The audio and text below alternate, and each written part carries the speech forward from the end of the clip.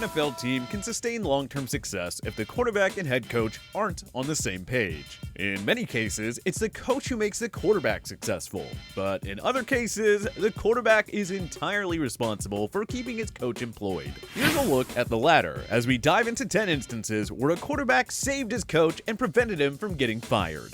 Number 10. Robert Griffin III, Mike Shanahan.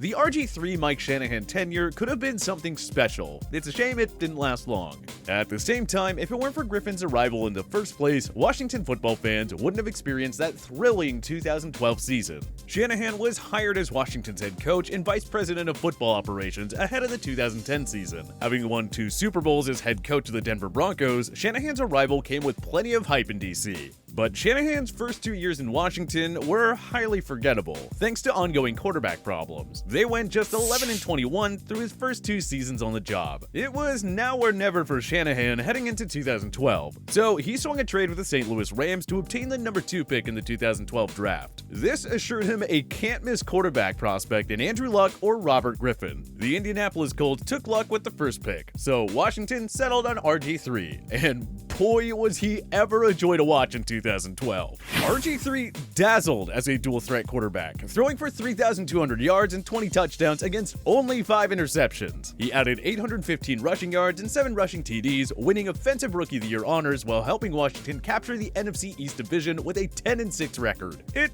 all fell apart, however, when Washington inexplicably had RG3 play on a bad knee during the team's playoff loss to the Seattle Seahawks. That unfortunately led to a string of injuries that derailed Griffin's career, and Shanahan was fired after the team posted a 3-13 record in 2013. If it weren't for Griffin's rookie heroics, however, Shanahan would have surely been fired 1 year earlier. Number 9. Andy Dalton, Marvin Lewis. Nobody will ever fully understand the Cincinnati Bengals' commitment to Marvin Lewis. He was the head coach for 16 years from 2003 to 2018, despite failing to win a single playoff game. Think about that for a moment. If it weren't for Andy Dalton's arrival in 2011, Lewis would have likely been shown the door much earlier. Lewis should have been fired after the Bengals went 4-12 in 2010, which marked their 4th non-playoff season in 5 years. Fortunately for Lewis, the Bengals hit on their first 2 draft picks in 2011, wide receiver AJ Green at number 4 overall and the aforementioned Dalton at number 35 overall. Dalton and Green quickly formed a strong rapport, and the Bengals went 9-7 to sneak into the playoffs. That was the first of 5 straight postseason berths for the Cincy, though they went one and done each time. If it weren't for Dalton and Green, the Bengals would have remained at the bottom of the league standings, and it's hard to envision owner Mike Brown keeping Lewis around beyond 2011 or 2012. But Dalton made the Bengals somewhat relevant again, and that bought 7 more years of Marvin Lewis. Number 8. Deshaun Watson, Bill O'Brien.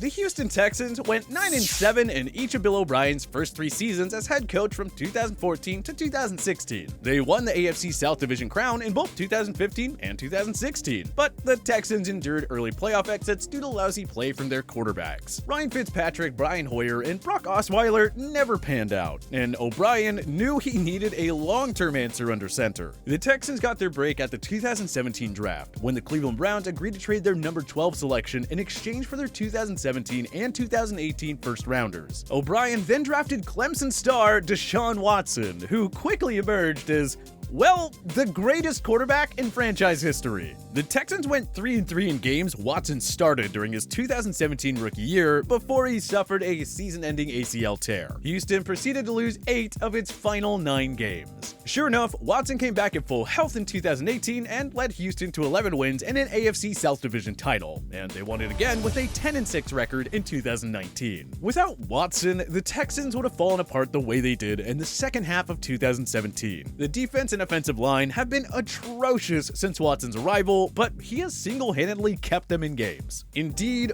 Watson saved O'Brien's job. Absolutely no way the McNair family ownership keeps B.O.B. around as long as they did if he didn't have Watson carrying his teams to victory. Unfortunately for Coach O'Brien, there was nothing Watson could do about the team's slow start in 2020, and he was fired following an 0-4 start to the season. Number 7. Aaron Rodgers and Mike McCarthy. Mike McCarthy succeeded Mike Sherman as the Packers head coach in 2006, and in just his second season on the job, McCarthy helped Green Bay reach the NFC Championship game, where they lost a heartbreaker to the New York Giants in overtime. That turned out to be Brett Favre's final season in Green Bay, and McCarthy rolled with Aaron Rodgers as his new starting quarterback. After going just 6-10 in 2008, the Packers emerged as a juggernaut. They wound up winning Super Bowl 45 over the Pittsburgh Steelers before ripping off a 15-win season in 2011 and an 11-win campaign in 2012. But over time, it was clear that the Packers were a very flawed team that couldn't do much without Rodgers. They went 2-4-1 without Rodgers while he was injured in 2013. He was able to return for Week 17, barely helping the Packers sneak into the playoffs with an 8-7-1 record. After a 4-1 start in 2017, the Packers fell apart when Rodgers suffered a broken collarbone in Week 5. The team finished with a disappointing 7-9 record, and Rodgers was responsible for 4 of those wins. McCarthy was mercilessly fired after Packers got off to a 4-7-1 start in 2018. Clearly, this was a mediocre football team that Rodgers bailed out for years and years. If it weren't for Rodgers, the Packers would have been a mess, and McCarthy would have been gone well before 2018.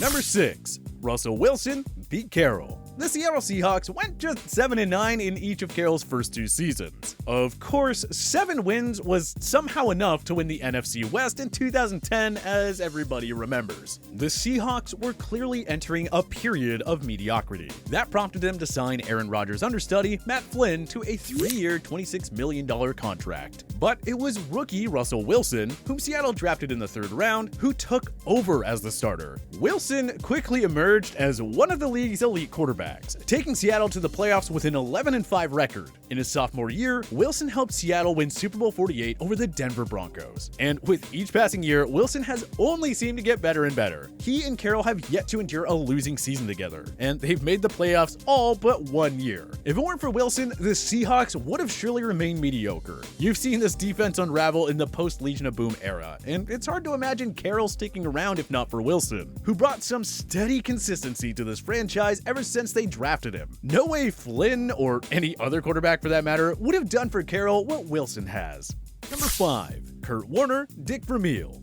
Vermeil took over as head coach of the St. Louis Rams in 1997, but almost nothing went right through his first 2 years on the job. From having to release all-time draft bust and troubled running back Lawrence Phillips, which caused unnecessary media attention, to getting nothing done with his quarterbacks, Vermeil found himself on the hot seat. The Rams went just 9-23 through Vermeil's first 2 seasons, but rather than fire him, the Rams stayed patient. Vermeil hired Mike Martz to take over as offensive coordinator, and the rest is history. Second-year backup Kurt Warner became the starter after Trent Green suffered a torn ACL in the preseason, which ended his 1999 campaign. And all Warner did was win the MVP award while leading the Rams to a Super Bowl 34 championship over the Tennessee Titans. If it weren't for Warner, maybe Vermeil doesn't finish out the season, especially with his starting quarterback lost for the season. And he certainly doesn't win the lone Super Bowl of his career, nor Coach of the Year honors. Vermeil retired after the Super Bowl, but he returned to coach the Kansas City Chiefs from 2001 to 2005. But again, the man probably doesn't get that gig if not for his success with the Rams, which was made possible thanks to Kurt Warner's fairy tale season.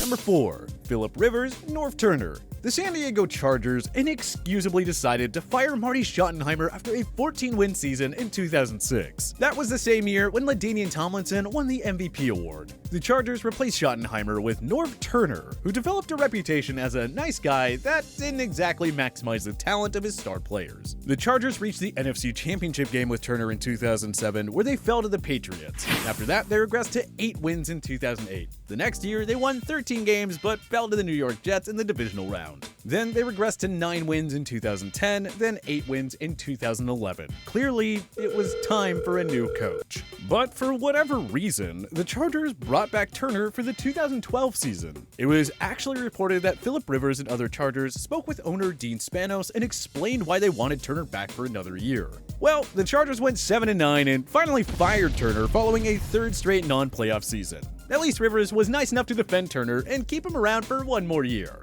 Number 3. Cam Newton, Ron Rivera. The Carolina Panthers hired Rivera as their new head coach in January 2011, 3 months before they drafted Cam Newton with the 1st overall pick. was a rocky start for Rivera and company. They went just 6-10 in 2011 and 7-9 in 2012. And in the midst of the 2013 season, it was reported that Rivera was indeed on the hot seat, and that Carolina was looking ahead at its next coaching hire. But after a sluggish 1-3 start, Newton absolutely caught fire and led Carolina to 8 straight W's. This included a convincing road win against the San Francisco 49ers and a thrilling Monday night victory over Tom Brady and the New England Patriots. Carolina wound up winning 11 of its final 12 games to finish 12-4, good enough to win the NFC South. Rivera was named Coach of the Year, and Newton's heroics kept the former around as head coach until the middle of the 2019 season when he was fired with 4 games to go. Rivera was also named Coach of the Year in 2015 after Carolina went 15-1. Led by league MVP Cam Newton, the Panthers even went to Super Bowl 50, though they fell to the Denver Broncos. Rivera went 76-63-1 in Carolina with 3 division titles, 4 playoff berths, and an NFC Championship banner. Good thing Newton saved his job in 2013. Otherwise, Rivera doesn't lead his team to their greatest stretch run in franchise history. Number 2, Lamar Jackson and John Harbaugh. Many called for the Baltimore Ravens to fire John Harbaugh when they missed the playoffs for a 3rd straight year in 2017. But of course, this man had guided the team to a Super Bowl 47 championship not too long ago, so that bought him some extra job security. But it looked like the two sides had had enough of each other amid a sluggish start in 2018. The Ravens stood at 4-5, and Jason La Canfora of CBS reported that the two sides were very likely headed to a mutual parting of the ways. With another non-playoff season looming, Harbaugh's exit seemed like a foregone conclusion. But when starter Joe Flacco was injured, Harbaugh had no choice but to start rookie quarterback Lamar Jackson. And you know the rest. Jackson won 6 of his 7 starts. The Pittsburgh Steelers also endured a miserable second half collapse, which allowed the Ravens to win the AFC North. With that, the relationship was fully repaired, and the Ravens wound up giving Harbaugh a contract extension. 1 year later, Jackson won the NFL MVP award after guiding Baltimore to a 14-2 record, and Harbaugh was named Coach of the Year for his efforts. It's been quite the turnaround for Harbaugh and the Ravens, but it doesn't happen without Lamar. Number 1. Eli Manning, Tom Coughlin. Coughlin's first 3 years as the Giants head coach were met with mixed results. They went 6-10 in 2004, 11-5 in 2005, and 8-8 in 2006, making the playoffs in the latter 2 years. However, reports indicated that the Giants were planning to fire Coughlin if they didn't make the playoffs in 2006. Thankfully, they won their Week 17 game against Washington, sneaking into the wild card spot and earning Coughlin an extra year on the job. Well, Coughlin was on the hot seat again in 2007 after the Giants started out 0-2, but they caught fire the rest of the way and wound up defeating the previously undefeated New England Patriots in Super Bowl 42. Now Coughlin was safe again, but after winning the NFC East in 2008, the Giants proceeded to miss the playoffs in 2009 and 2010. Once again, Coughlin appeared to be on the hot seat. It was clearly a make-or-break year. Well, the Giants ran the same old song and dance in 2011. Manning got red hot down the stretch and helped New York sneak into the postseason with a 9-7 record. They went back to the Super Bowl, once again facing the Tom Brady and Bill Belichick-led Patriots. Talk about deja vu, because once again, the Giants defeated the Patriots thanks to a last-minute touchdown drive. Manning, just like he did in 2007, won the Super Bowl and Super Bowl MVP, all while saving Coughlin's job in the process. Coughlin stayed on as head coach until 2015 before stepping down, ending his glorious tenure with the team. What other quarterback saved a coach's job? Join us in the comment section below. If you like this video and learned a thing or two, clicking the like button helps out a ton, and hey, we appreciate it. If this is your first time coming around to TPS though, subscribing is a great idea, because we put out videos like this every single day. But as always, thank you for watching, and we'll see you guys next time.